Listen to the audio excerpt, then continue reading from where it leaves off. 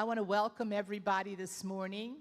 It's great to see your faces. I'm Becky Waldorf. If you don't know me, I'm the chair of stewardship, and my cohort in crime, the chair of finance, Skipper Zika, and I welcome you this morning to this special joint session of our Sunday school class.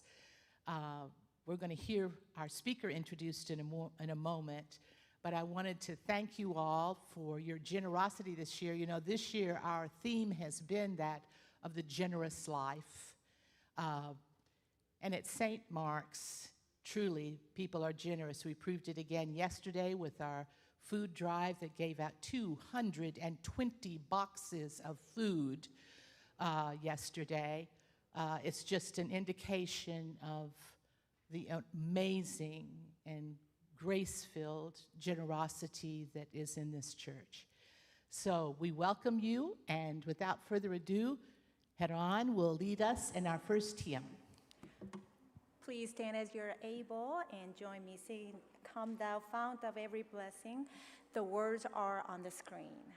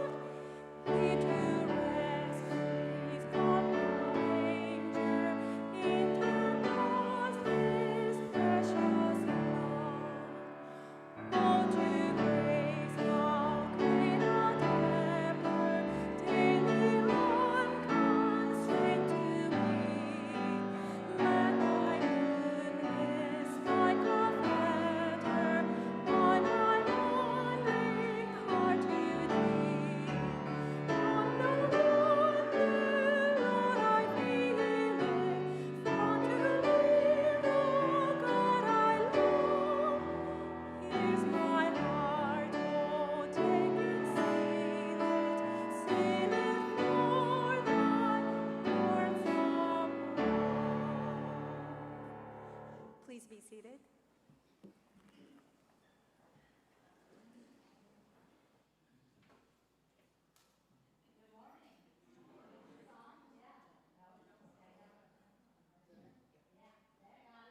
Okay, woo-wee, loud. Okay, teachers, make sure you get everybody that's here on your clipboard as present. That clipboard, yeah, and it's out there if you forgot to get it. Also, just a reminder that Advent is a time when we start to have more visitors. So if you see a visitor, tell them your name, welcome them to your Sunday school class if you feel comfortable, but make sure they get out there to the Welcome Center, please, okay? Because that's the way we welcome people and make them feel like they belong. Teachers, if you haven't decided what you're going to do for Advent, you better get on it. This is the last week. Probably to get things ordered, and then as you're doing that, think about what you're doing after Advent so you won't be stressed, okay? Last thing, we'll not be having adult education classes on December 21st. We'll have a church-wide brunch, and then we also will not have it on December 28th either, but we'll start back January 4th. And if you see Karen Alexander or Paul Givens, tell them thank you for the great job they did.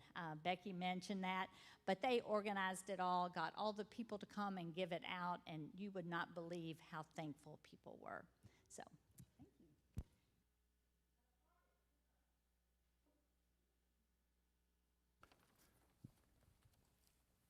Thank you, Sherry.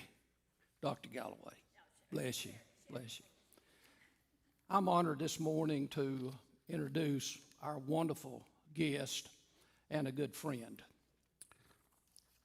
The Reverend Dr. David Comperry retired from full-time ministry as an elder in the United Methodist Church in June of 2017. In his 45 years of full-time service, he served churches in Middle and West Tennessee and Western Kentucky, also serving the Tennessee and Memphis conferences in many different ways and roles. David currently works part-time as a field representative of the United Methodist Foundation for the Memphis and the Tennessee conferences, now the TWC. The son of a Methodist minister and his wife, Bill and Harriet Comperry, David was born and reared in Middle Tennessee. He received his BA degree from Vanderbilt University and his Master of Divinity and Doctor of Ministry degrees from the Candler School of Theology at Emory University. He and his wife, Nancy, a native of South Georgia, have two daughters, Cindy Comperry, who lives in Nashville, and Betsy Little of Jackson, who, with her husband, Brad, have two children, Rowan and Ben. As I mentioned, David's father, Reverend Bill Comperry, served Murfreesboro first here for a period of 4 years. And while they were here, David attended the campus school for 3 years and his freshman year at the old Murfreesboro Central School. I'll tell you some stuff now that you may not know. He used to do a lot of singing around Middle Tennessee and West Tennessee. He sang in a quartet in college, and they made what he called some horrible commercials and sang in some demo sessions, which he said no one would ever want to hear. He also tells me that he never beat his dad in golf, even when Bill was in his 80s. I have one other wonderful quote that I want to share before he comes to speak with us today. I talked with the director and of finance and administration at the foundation, and here's what she said.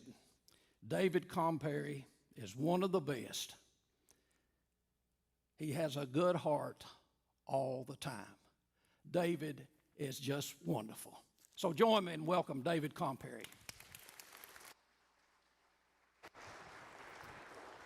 Thanks, Jim. Thank you so much.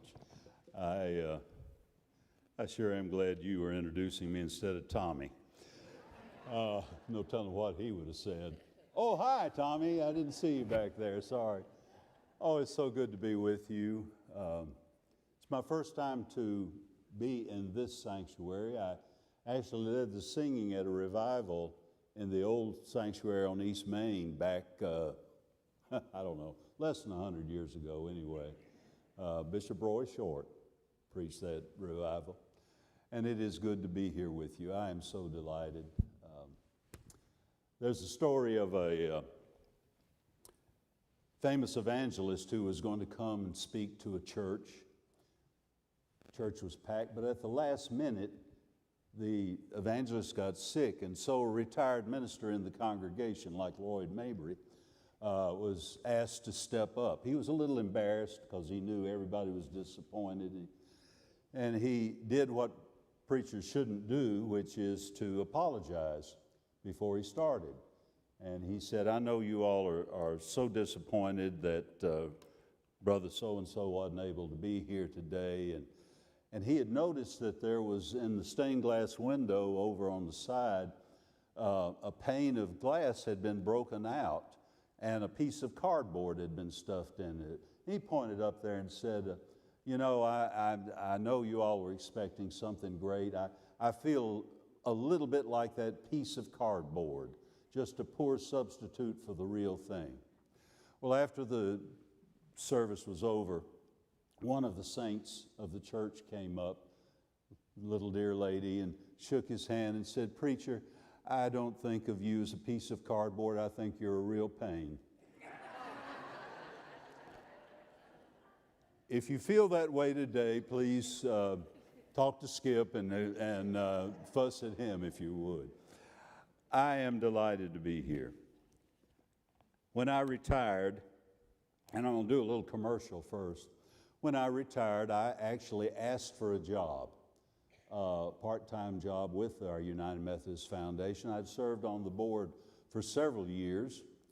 Tommy was on the board for quite a while, because I believed in the ministry of the foundation. I wish I had been more aware of the foundation through most of my ministry, because although I did a pretty good job in my churches of teaching stewardship and helping people think about pitching in the offering plate regularly, thinking about themselves as tithers, thinking about themselves as stewards of God's gifts. I did a lousy job, quite frankly, of helping people think about estate planning in terms of their stewardship life, of taking advantage of special gifts and special opportunities to endow ministries. I left some propaganda outside at the Information Center. One is on the United Methodist Foundation. We have two funds. The Foundation Fund is a long-term, market-based investment that churches and institutions of the church can invest in. Sunday school classes can invest in, women's groups, men's groups. It's long-term investment. We do a pretty good rate of return. We have a board that is made up of smart people and a couple of preachers. And they really do a good job of managing the funds. So if the church, and I didn't even check, does St. Mark's have anything? I thought you did. Yeah, I thought you did. So we just hope you'll continue to do that. The other is the Development Fund, and this is basically a money market savings account. No fees, no penalties. Individuals can invest in that. When I got a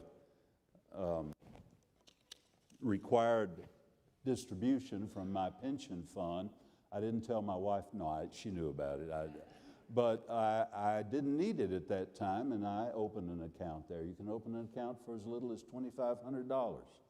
And right now we're paying a 4% return. You're not going to get any better than that with money that's available to you when you need it. So I hope you will take some of that information. I've got some cards out there as well, business cards with my information. If you're ever interested, if you have a windfall gift, want to endow a ministry, I'd be delighted to talk to you about that. Okay, that's not what I came here to do, though. I was asked to talk about cultivating a theology and life of generosity. Now, I understand you've been having a great stewardship campaign, so probably most of what I'm going to say you've already heard in one extent or another. But I think there are two great challenges facing you and me as disciples of Jesus Christ and facing the church in this day and time in our society. One is, how do you live out the law of love in a society that's so divisive, so full of distrust and fear, name-calling? How do you live the life of love toward those who consider themselves your enemies, those who, quite frankly, are very unlovable? That's a challenge. It's always been a challenge. That's why Jesus had to talk about it so much. The second is, in a materialistic society, in a society where a sense of scarcity, a sense of fear that we're going to run out, how do you pay for your health insurance? How do you manage your funds? How do you live? How, in such a society, how can we live faithfully as stewards of God's gift? How can we be truly generous people with all of our resources? How can we grow as stewards of our time, our talent, and our money? That's a challenging thing. in a society where there's so much uncertainty about our economic future, where Black Friday gets an awful lot more attention, quite frankly, than Thanksgiving does, and Thanksgiving is devolved into turkey and football. How do we live as people who truly become thanksgivers? And that's a little bit what I want to talk about. I'm going to mention 6 major themes that I hope you can get in your head.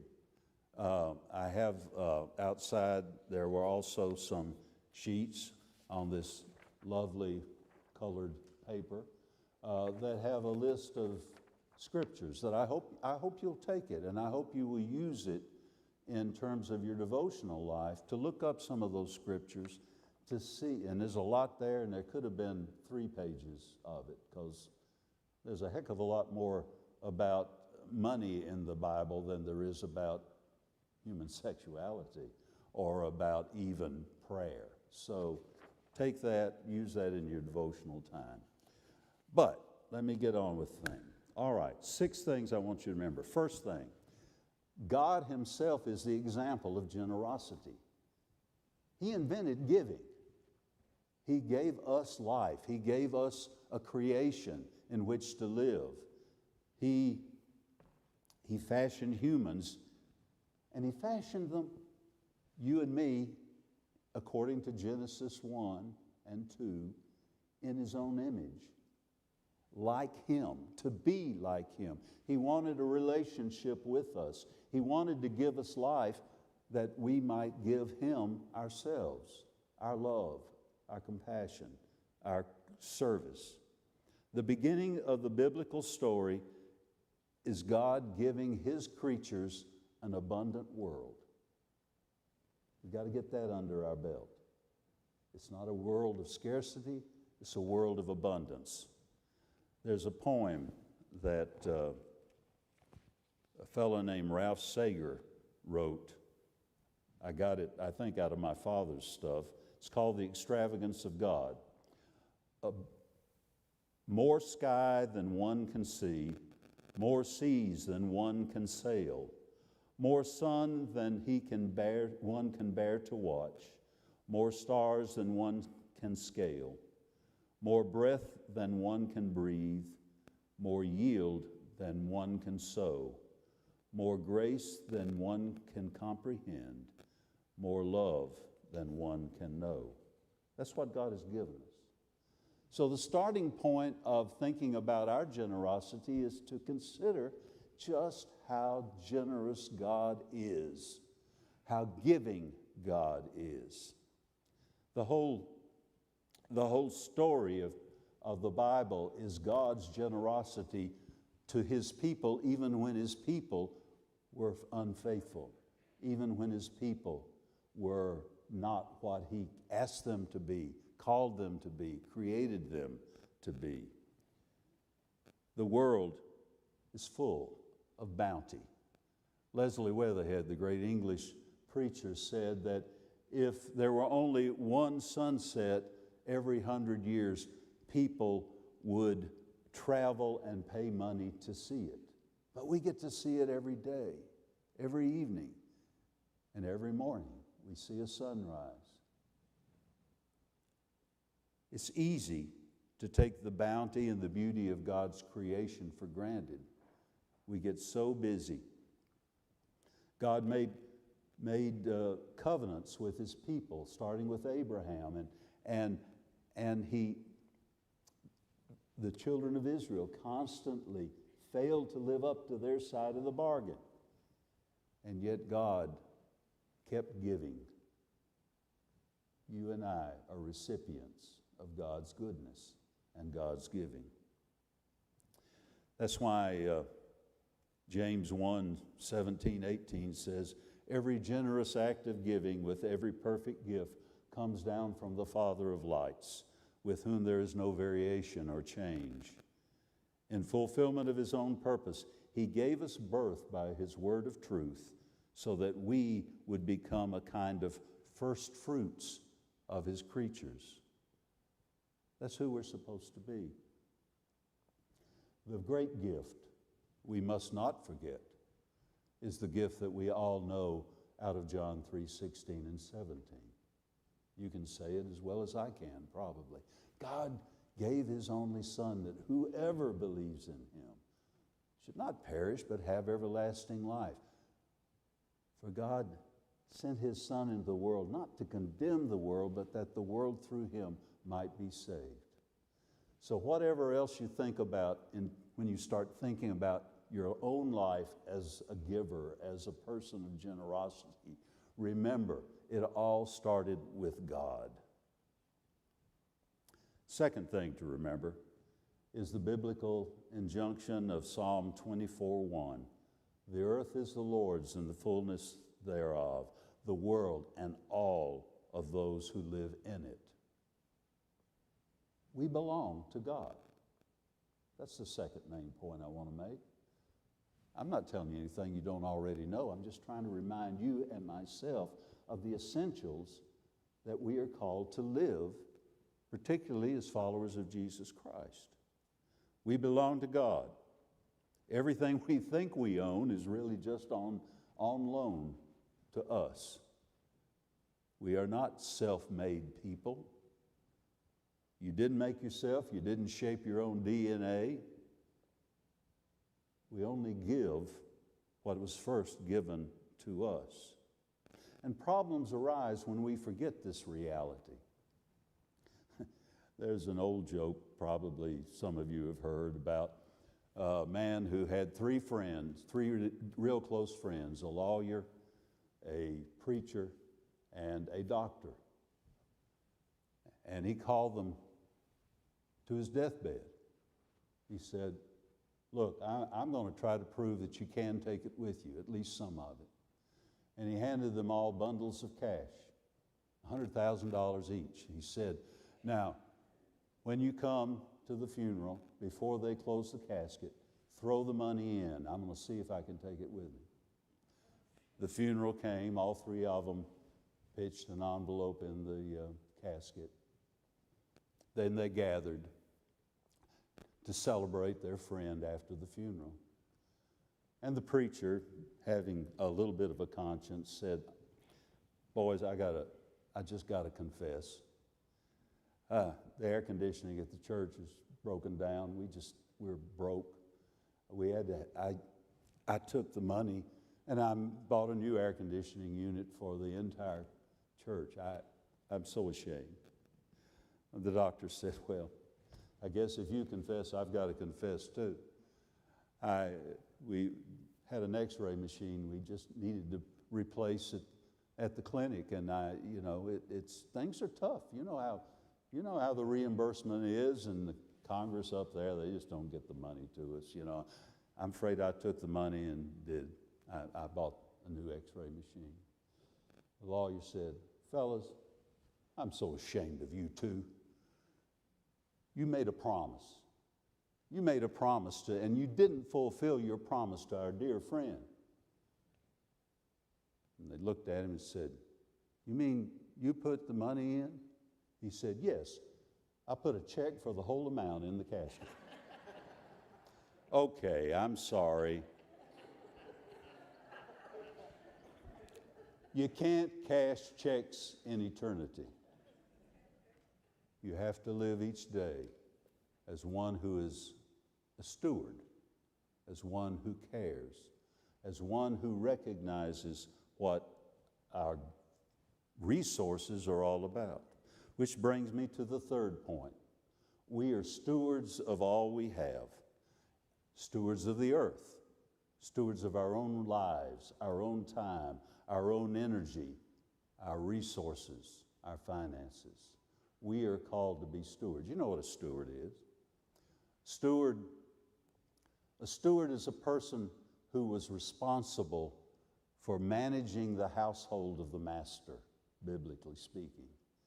He was the one who took care of things so that the master didn't have to worry about each little item in the house. Responsible for making sure it all ran smoothly and that the resources of the house were always available to be used as they should be. Stewardship is partnership with God in creating the kind of world God intends this creation to be. We are meant to be managers and residents of this earth, of our own home, of our family, of our church, our community. We are stewards of all this that's around us and all that we are. The talents God has given us, the energy that God gives us. We're responsible for God's creation. And I have a nagging suspicion that when I get to the pearly gates, the first question St. Peter's going to ask me is, well, Comperry, what did you do with it? And I'm going to have to say I tried to be faithful, or I'm going to have to confess it was selfishness, not my life as a steward, that directed who I was. That's why Jesus made it clear in Matthew 6. Don't store up for yourselves treasures on earth where all of the moths and the rust can just eat away at it, and where thieves can come in and rob you. Store up treasures in heaven where those things don't happen. Because where your treasure is, there will your heart be also. So where's your heart? Is a question every steward needs to ask. Where is your heart? We're called to be stewards. We necessarily spend a lot of our time and energy earning money, using things, making sure we have food and shelter and comforts and all of that. But the question is, are our minds so focused on that part of life, amassing things, that we forget that they are given not just so that we can use them, but we can share them. A little girl pitched a fit at the dinner table. Her mother told her to eat some of the green bean casserole. I don't want to eat that, that's yucky. Well, you're going to have to eat it. The girl finally gave in, ate a few bites. She pouted the rest of the night. Her mother came in when she was getting ready for bed and said, okay, let's say our prayers. Give God thanks. I don't want to say a prayer.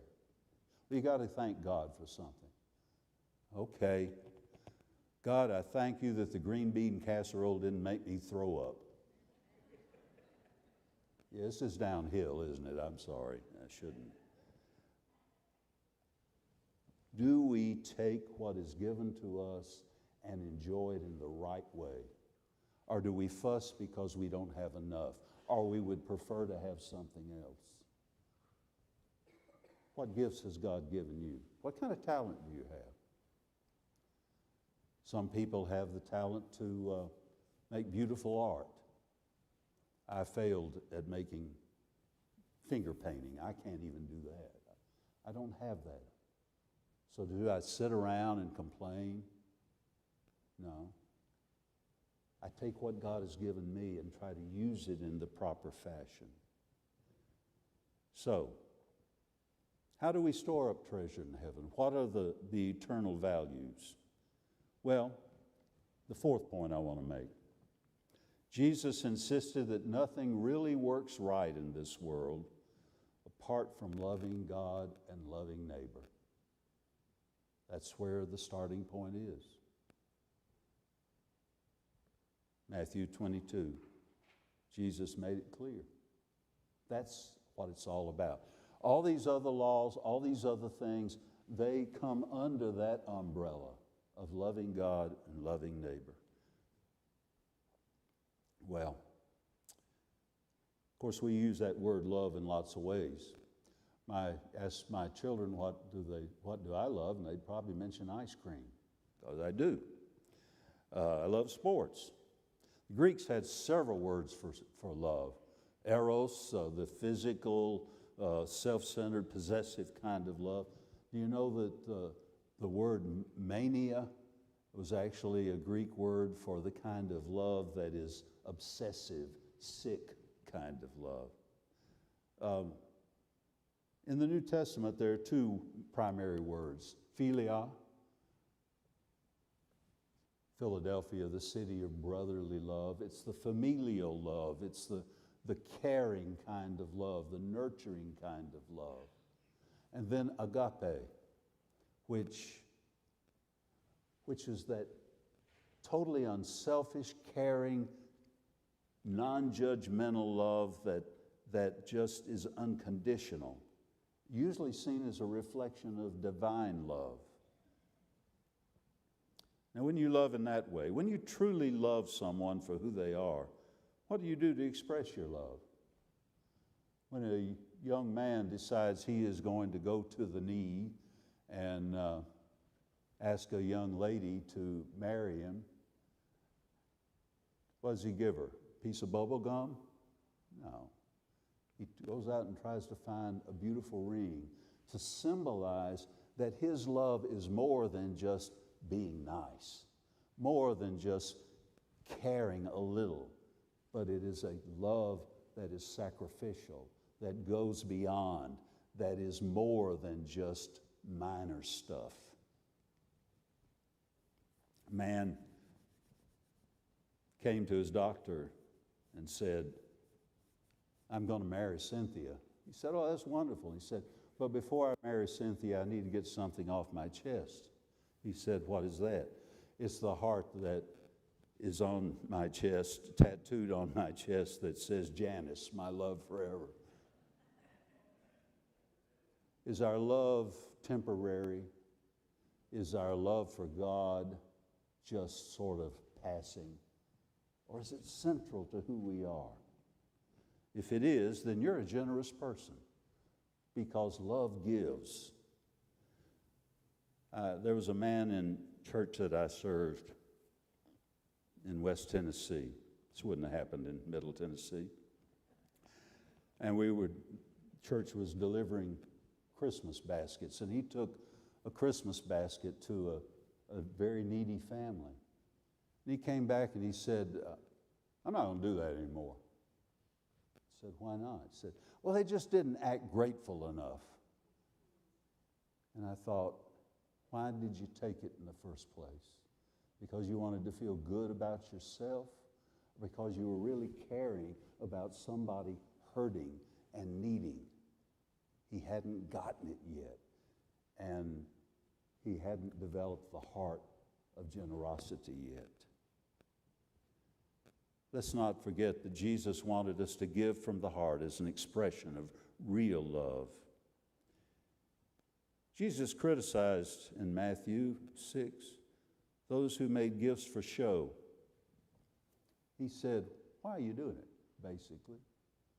You're doing it to feel good about yourself so that people will notice? No. Give with your left hand so your right hand doesn't know. Or was it the right hand so I don't know. I don't remember for sure. But the whole point is, what is your motive for giving? And if it's a response to God's goodness and God's love, then you're on the right track. If it is an evidence of a heart of love, then they're on the right track. Sacrificial, caring love. He praised a woman whose gift was so small that it really didn't make a difference in the temple treasury. And after the big people in town made a big show of putting their wealth in the pot, she came up and put a couple of little coins in. And Jesus said, "She's the one. She gets it.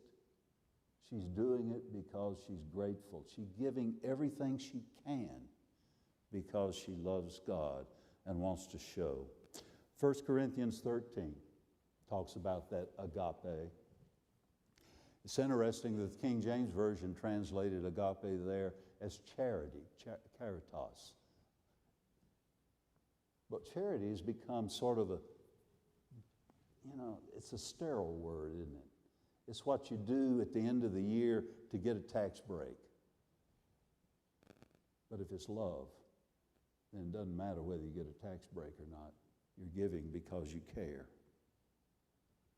Jesus, excuse me, wanted us to give from the heart as an expression of real love. Your giving, your serving are fulfilled when they spring from a love that is a response to God's love for you. The real value is the heart and the gratitude, the love behind the gift. My father, Methodist minister, Jim talked about that, served in Murfreesboro first. He began his ministry in 1937 in Hardin County, Tennessee, before the Pickwick Dam was built. There wasn't much. That was the jumping off place. It was poor, impoverished area. Of course, everywhere during the Depression was pretty much impoverished, but I mean, it was worse than most. There was a man in one of his churches that he served who invited him to lunch after church one day. So Daddy drove the Model T that he had as far as he could down a dirt road, and then he got out of the car and walked down the path, crossed a felled tree over a little brook, and as he came up to the little house that the man lived in, there was no door in the house. There were chickens on the inside. He went in. There was some chicken and dumplings with a couple of feathers in it that Daddy tried to wolf down and tried to act like he was grateful. As the man that had invited him, his sole income came from raising some vegetables and selling them, and from making split wood chairs, very rustic wood, primitive chairs. But as Daddy was leaving, that man gave Daddy one of those chairs. Daddy kept it. I have it now. And my father often said it was probably the most valuable gift he ever got because it was the best the man could give. Are you giving your best? That's a scary question to ask, but it's a question we ought to be asking ourselves on a regular basis. The fifth thing that I would say, Jesus said that being a generous-hearted servant is foremost in faithful discipleship because it helps us get our other priorities straight. It helps us focus on the true worth of our lives and the worth of the world around us and the worth of other people. Generosity of heart helps us to see the value of life. One theologian said that gratitude is like a magnet that picks up little pieces of metal that otherwise would not be seen.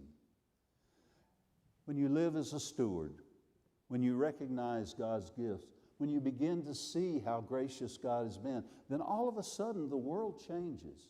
And instead of seeing the dark side of things and being drawn to them, you see the bright side of things and are drawn to it. The original Mosaic standard was a tithe, a tenth of the first fruits, the first of the harvest. And God, I think, asked us not to give that tenth in order to deprive us of anything, but to help us recognize how blessed we are. The first fruits. He didn't ask for the whole thing. 9/10 left for you to live on, to sell, whatever. But he asked for the tithe in order to teach us to appreciate and to see what's really valuable. One of my heroes in the church was Bishop Joel McDavid, good friend of my father's and became a good friend of mine. He told us of a story one time of a businessman in his church in Montgomery, Alabama, that he served before he was elected bishop. This man's family were regular church attenders, part of the congregation. The man was a nominal member, but most Sundays he was playing golf or going off somewhere. But he called and asked Bishop McDavid for an opportunity to have an appointment. The man came in, distraught, broke down in front of him, and confessed that his life was at loose ends. He said, I've cut some corners in my business. I'm afraid we're near bankruptcy. My wife and children are mad at me, and my wife's about ready to divorce me. I don't know. I'm just at loose ends. I don't know what to do. Bishop McDavid told him, suggested, number one, why don't you really get involved in church? Why don't you come and worship and find out what you're supposed to be? But then Bishop McDavid said, something told me to tell him. I guess it was the Spirit. And whatever else you do, start tithing. He said the man looked at him like he was crazy. I'm almost bankrupt and you're talking about me tithing to the church. Bishop McDavid said, yes, because you need to do that to get your life together. Well, surprisingly enough, the man actually heeded what Bishop McDavid said. And a few years later, he not only was a regular member of the church, he asked to be appointed to the Board of Trustees. He became a leader in the congregation. His business rebounded. His wife and family were happy. Was it because he tithed? Well, you can argue that. But was the tithing a means of helping him get his act together about how he was supposed to live?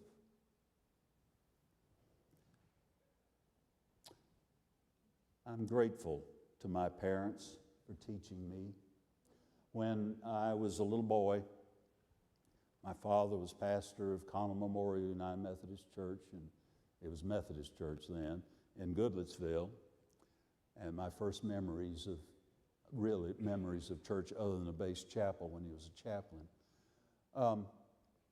Every Sunday, my mother would give me two things when we walked into the church sanctuary. One was a box of animal crackers. She knew if I was nibbling on those, I probably would be less restless, maybe would not create a stir or make a bunch of noise. And so the other was a quarter. Now, in the early 1950s, a quarter wasn't just a quarter. You could buy 5 Cokes with a quarter. Did you? You who are younger can't even believe that at times there was a nickel Coke, but there was. You could buy 5 candy bars, 2 comic books, and have a little bit of change left over. She gave me that quarter. I knew I wasn't supposed to slip it in my pocket. I was supposed to put it in the offering plate. And every Sunday, 25 cents went from my hand into that offering plate. But I couldn't give that quarter if it hadn't first been given to me. They taught me to give because I've been given to. I've never regretted being a tither to the church. I've never regretted giving to other causes beyond my tithe. And I somehow think that I got my life together, my financial act together better because I was a tither. I never felt deprived. Oh yeah, there were times, particularly when I was a student and my wife was making more money than I was and she wasn't making much, when it sure would have been easy not to have given something to the church. But doggone it, I just knew Mother would be disappointed in me. I also knew God would be disappointed in me. And you know, I've lived a pretty good, healthy life. I've got clothes, I've got food, I've got shelter, I've got the blessings of life. I'm not going to tell you your life's going to be easy if you start tithing. I'm not going to tell you that somehow if you slip a certain amount into the offering plate, then you're going to go home and everything's going to be hunky-dory. I wonder what that word means, hunky-dory. I don't know. Oh, well. I am going to say that being a responsible steward of all that you have will help you get the rest of your life together, or keep the rest of your life together. Billy Graham said it, if a person gets his attitude toward money straight, it will help straighten out almost every other area in his life. And that brings me to the last thing I want to say today. True generosity is healthy for your spirit. It's a pathway to joy. It's a means of living as a true disciple of Jesus Christ. John Wesley talked a lot about money. Preached several great sermons about money. I should have stolen one of them today. You probably would have been more benefited more from it.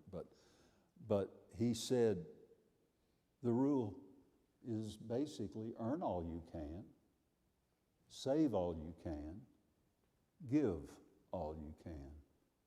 And he recommended to his Methodist followers to live by what he called the 10-10-80 rule.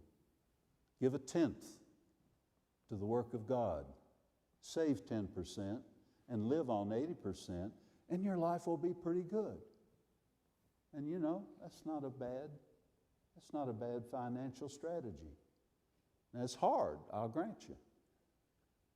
And we live in a time where the whole idea of living on 80% of what is a heck of a lot less than we want it to be is not easy.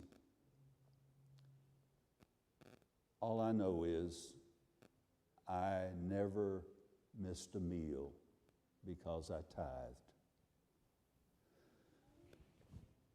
Generosity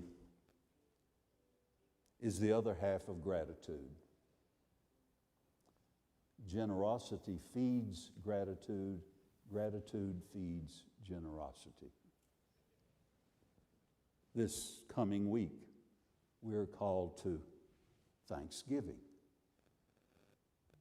And really, you can't have thanks without giving, and you can't have giving without thanks in the way that Jesus wants us to live. I said earlier that one of the challenges that we face is manifesting love in our current situation, our current cultural division of anger and fear and enmity. I truly believe that those who see that gratitude and generosity that spring from a heart of love are the hallmarks of a committed Jesus follower, are also the ones who know that we are called to live a life of grace, forgiveness, that we are not supposed to hold grudges, we are not supposed to hate our enemies, we're not supposed to think or wish evil on people.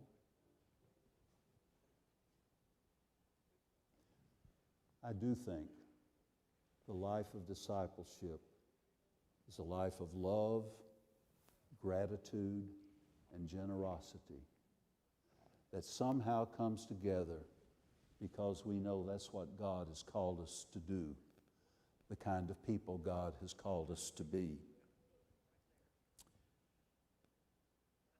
I hope that we all will not forget, even in the days when things get kind of tough, that God first gave to us so that we might give. that we might enjoy the blessings of this world and share them. There's a story of a preacher who decided he was going to skip out on church. He called in sick, and he went out to play golf. One of the angels, Gabriel, was standing beside God and said, "What are you going to do about brother so-and-so? He is shirking his responsibility. He's going out." Well, you just watch. Playing golf by himself on a Sunday morning. So he got out and he was playing well. And Gabriel said, "God, why are you allowing him to play well? Just watch." Came to a par 3. The preacher hit a hole-in-one. Gabriel said, "Heavenly days, you let him have a hole-in-one." God said, "But who's he going to tell?"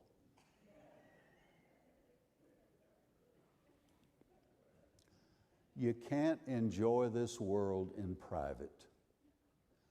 You can't enjoy this world without loving relationships. You can't enjoy the fullness of God's gifts to you without gratitude to God. I've never made a hole-in-one. Maybe I will one day. It doesn't matter. I am blessed. You are blessed. We are blessed to be God's people. There is a trust that comes from being a steward.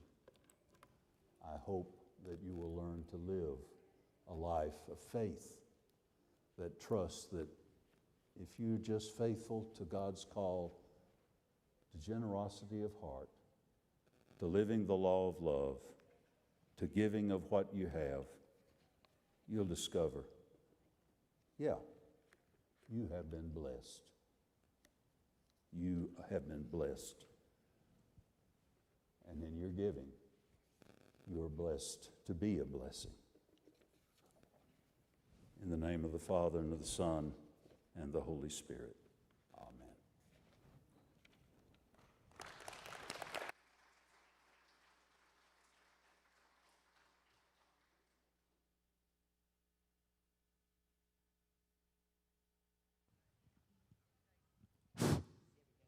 There we go.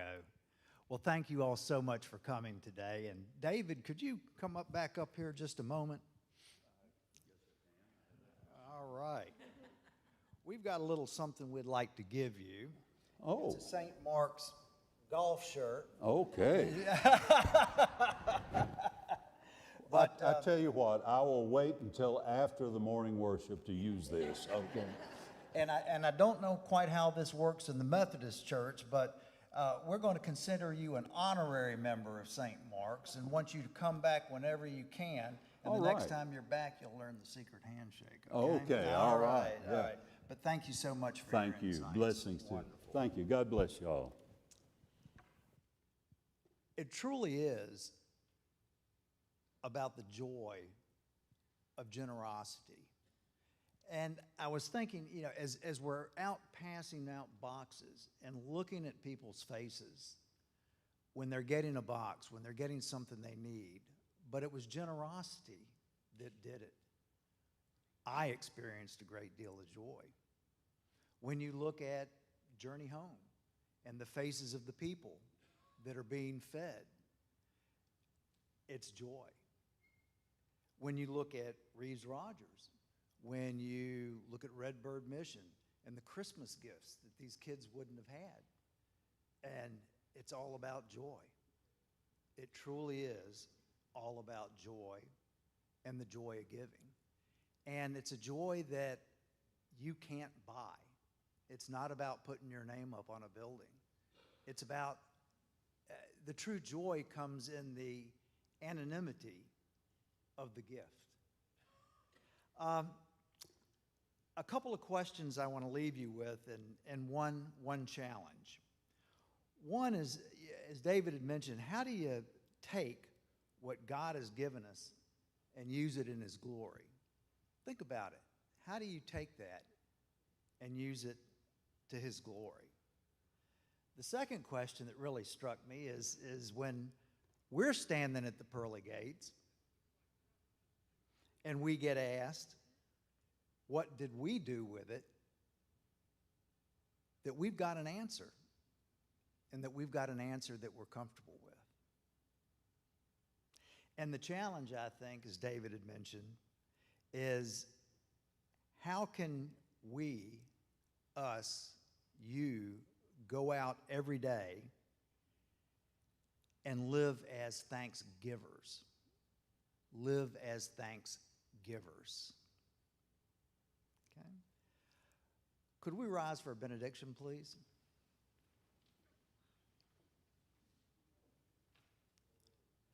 Go now in the spirit of generosity, not as those who simply give, but as those who live generously, reflecting the open heart of God.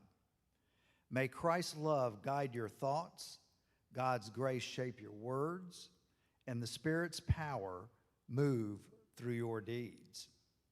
Let your giving be joyful, your compassion courageous, and your faith contagious.